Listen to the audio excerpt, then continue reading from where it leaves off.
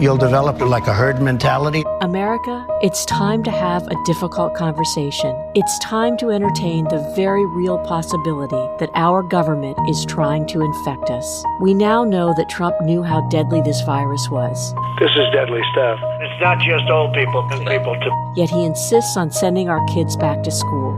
We have to open our schools. Open our schools. Stop this nonsense. And what did Republicans do? They followed his lead. Mike Pence admitted that they don't want the science dictating whether our kids go back to school. To be very clear, we don't want CDC guidance to be a reason why people don't reopen their schools.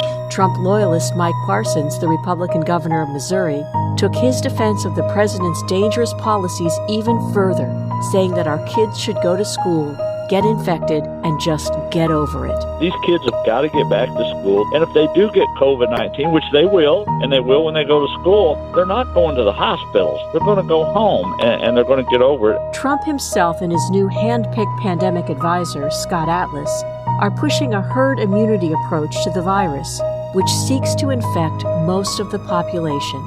You'll develop like a herd mentality. It's going to be herd developed, and that's going to happen. That's right. Trump and his loyalists are now admitting that their plan is to infect your children. And when your kid gets sick, they don't even want them to be able to go to the hospital. Instead, they want them to go home to their parents and get over it. It's hard to believe that our own government would want our families to get sick. But don't take our word for it. Take theirs.